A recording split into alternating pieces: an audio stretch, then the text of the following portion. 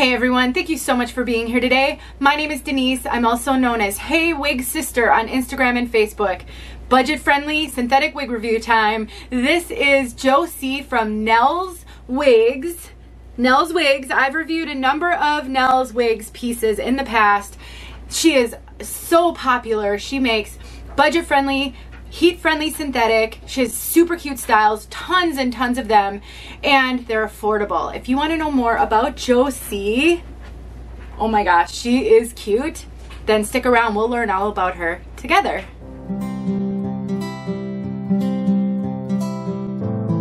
Thank Nell's Wigs for sending me JOSIE so that I could show all of you and bring another resource to my wig sisterhood here.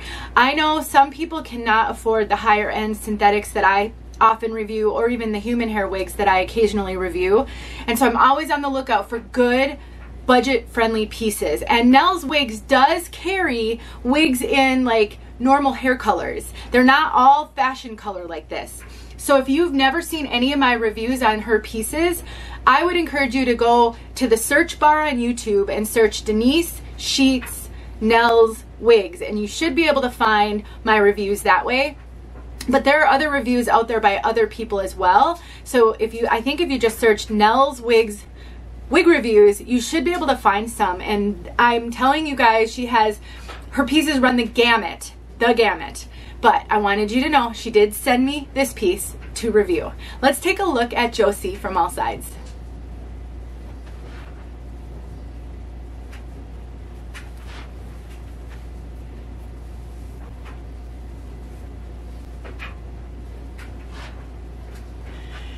Now, what I think is really interesting is on the website, when you pull up the product page for JOSIE, and I will make sure it's linked in the description so that you can go straight to that page. It says that it's 18 to 19 inches long, but that it can be customized. And it says contact us for length customization. I don't really know what that means. I don't know if that means they can just trim it up for you or if they can order it in a longer length. I really don't know, but that's the thing I love about Nell's Wigs is that there's just so much variety. And unless you're looking for, you know, high-end human hair or you know, the high-end synthetics that run, you know, $300, $400, I think everybody should check out Nell's Wigs because she might have something that will work for you. And I think we can all use a cute budget-friendly wig for knocking around or for doing things that we're worried will ruin our more expensive pieces. And when you buy budget-friendly, you can actually have multiples generally. So a pink wig like this might not be your cup of tea every day, but there could be an opportunity for you to wear something like this, and it's nice to have it in your wig closet. And these are under $50. When I checked the site today, it was on sale, I think, for $39.99.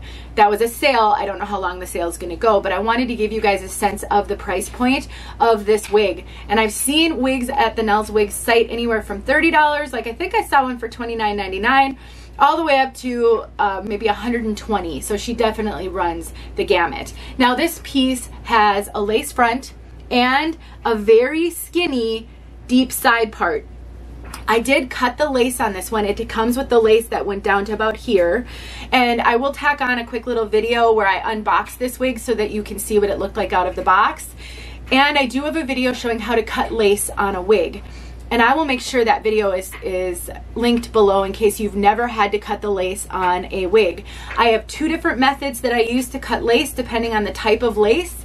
This one I used a straight scissors for because it's that softer, more flexible lace. Let's take a look at that lace front. It's actually, the lace is really pretty transparent. It's not, sometimes with these budget-friendly wigs you get dark lace. It's not. Now you can see the knotting here.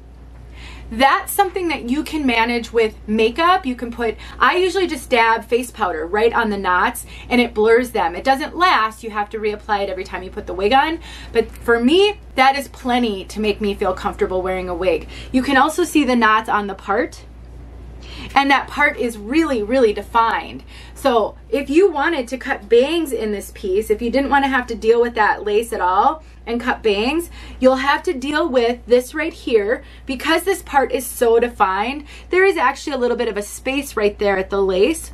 I am sure that is something that you could manage though, and because this is heat friendly, you can take heat to this piece, you can straighten it, you can curl it. If you need to do something to lay the front down a little bit flatter, a hot airbrush or a hot comb will work great. And this has these super fun waves and curls. It's a very kind of random, chaotic curl pattern.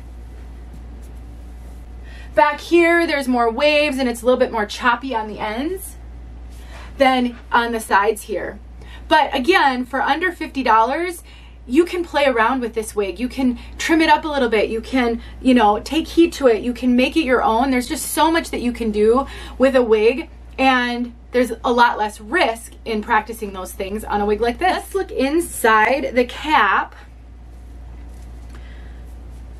so that you can see what I mean by a really skinny part. That's it. That's all of your parting space right there.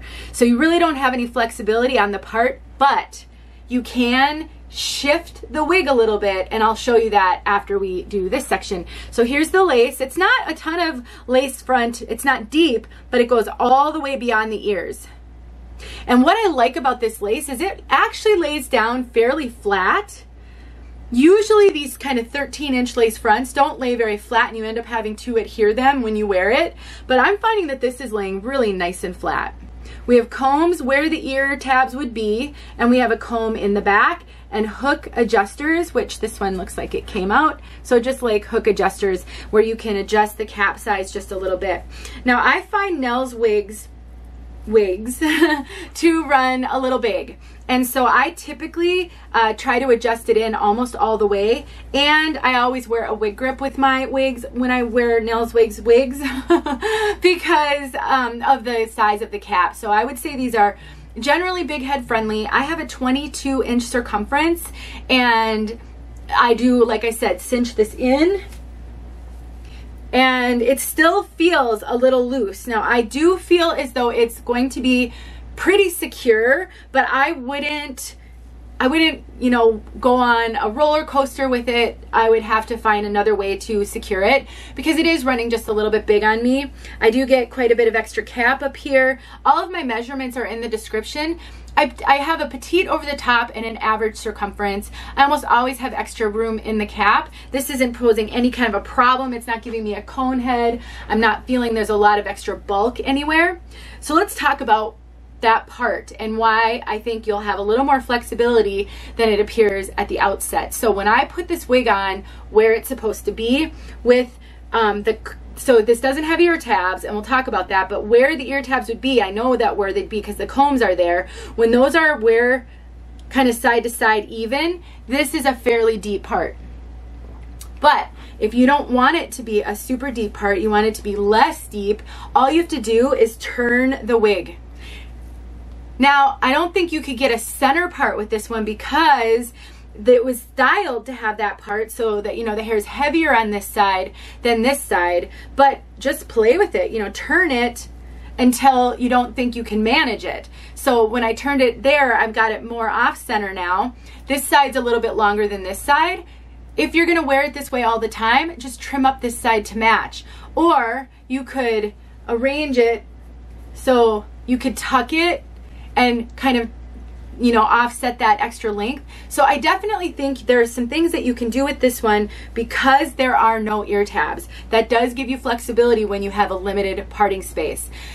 Now, because there are no ear tabs, you will likely be dealing with some bio hair showing if you want to style this piece. It does come down fairly low on me though. I mean, if I were to have a wig with ear tabs, they'd probably just cover a little bit more of my bio hair, but you can usually see the amount right there that you can see.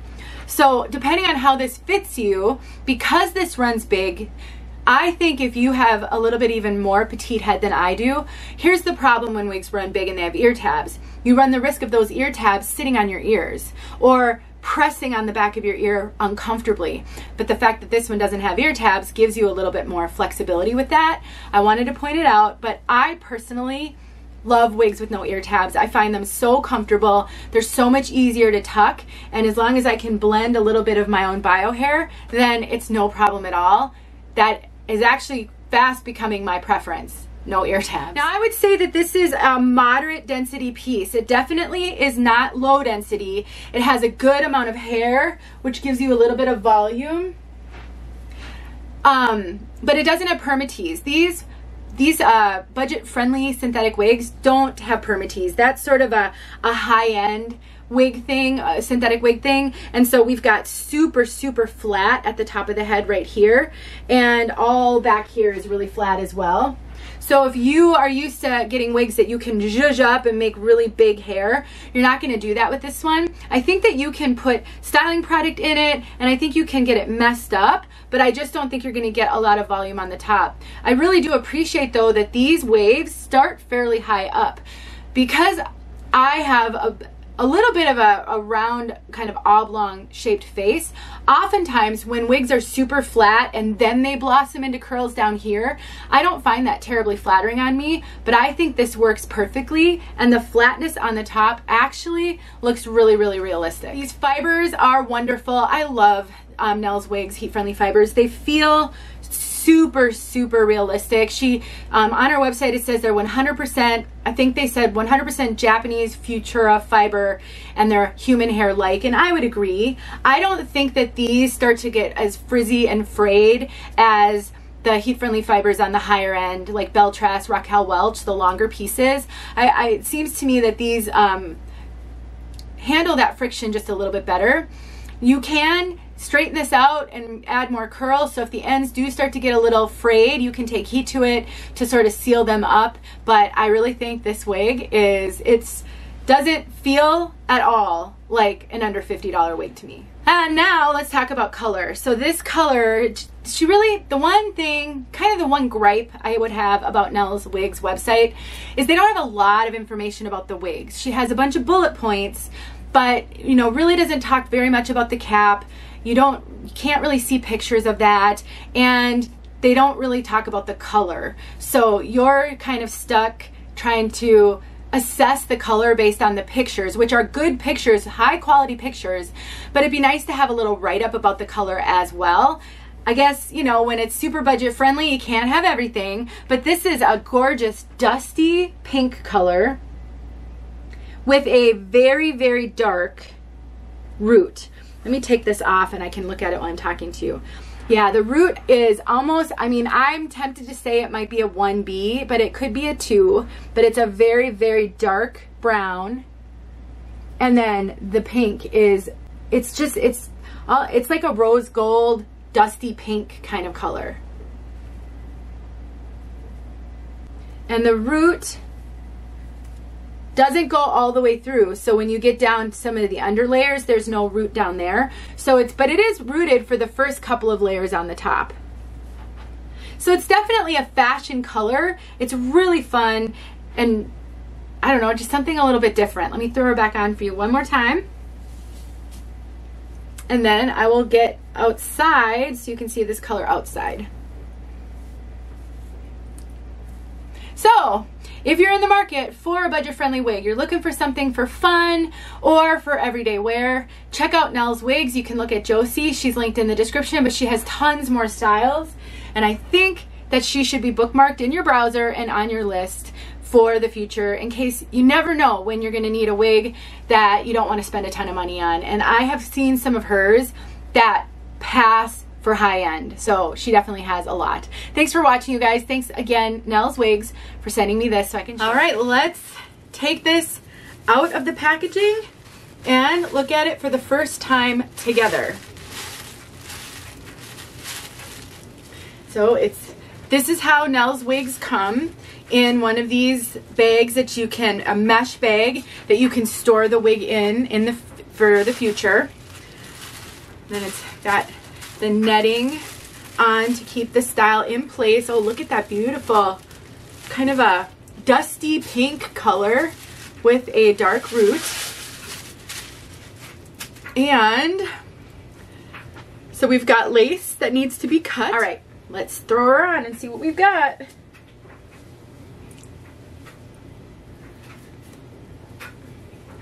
Get the lace adjusted.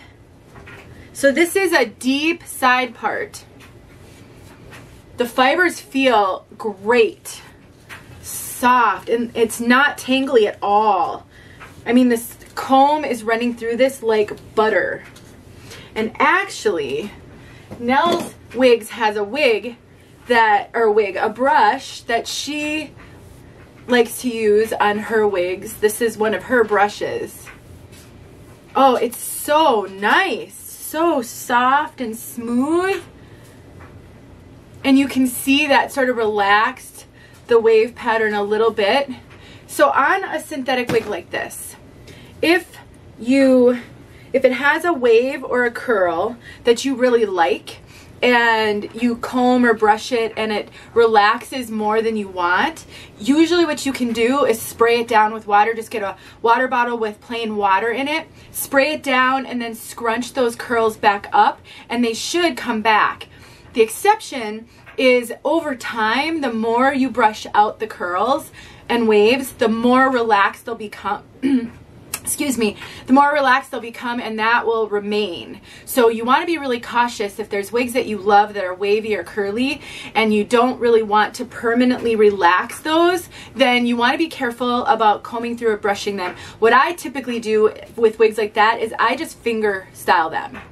After sort of the initial kind of comb or brush out, you know, oftentimes wigs fresh out of the box, the curl and wave is very defined and separated. Once I kind of get it that way, then I just use my fingers moving forward. What the exceptions are typically at the nape or the underside, where that I will comb or brush out, but the top, I just finger style, fluff it, spray it, scrunch it. Oh my gosh, you guys, this is adorable. Let's take a look all the way around.